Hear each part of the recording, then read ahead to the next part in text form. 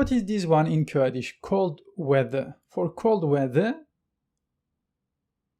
in Kurmanji we say serma, serma. And what is this one? A pile of dung used as a fuel. It's very common in Kurdish villages. We call it sergîn or qelax, sergîn. And fruits, what is fruits in Kurdish, in Kurmanji?